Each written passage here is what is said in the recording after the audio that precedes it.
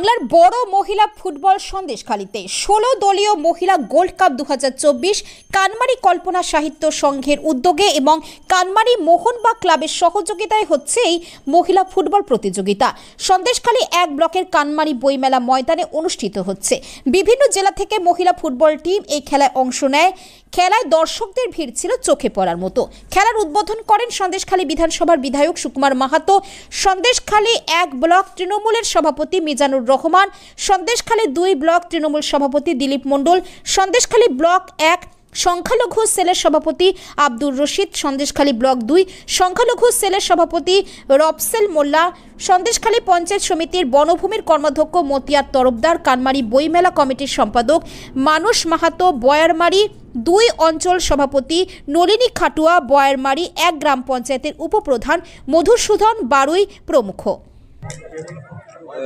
তিনি যেমন মহিলাদের এম্পাওয়ারমেন্টের জন্য, নারী শক্তি জাগরণের জন্য, যেমন লক্ষ্মী ভাণ্ডার, কন্যাশ্রী, রূপশ্রী চালু করেছেন, তিনি চেয়েছেন বাংলার মহিলারা আরও বেশি উদ্বুদ্ধ হোক। তারা নারীর জাগরণ মানে আমাদের সমাজের জাগরণ। সেই জন্য আমরা এখানে মহিলা ফুটবল হতো, কিন্তু নতুন করে এই যে বিভিন্ন জেলা থেকে টিম এসছে, তারা জানে কানমারি মোহনবাগ ক্লাব ফুটবল মানেই একটা আলাদা অনুভূতি। সেই জন্য আজকের আমরা দেখছি নবদ্বীপ, পুরুলিয়া, বীরভূম, বাঁকুড়া থেকে, দুর্গাপুর থেকে, কলকাতা থেকে অনেক টিম এসছে, যারা আজকের দিনে সমাজে আমরা মনে করি যে নারীদের শক্ত সমর্থ করতে গেলে তাদের খেলাধুলোর প্রতি আগ্রহী হতে হবে, শরীরচর্চা করতে হবে। এটাকে সামনে রেখেই কিন্তু আমাদের ওমেন গোল্ড কাপ ২০২৪ শুরু করেছে, যেটা আজকের দিনে দাঁড়িয়ে আমাদের ২ ব্লকের সভাপতি আছে, অন্য আধিকারিকরা আসছেন, সুদীপ ঘোষ মন্ত্রী তিনিও আসবেন, এবং অসংখ্য দর্শক তারা কিন্তু এই ফুটবলকে উপভোগ করার জন্য এসছে।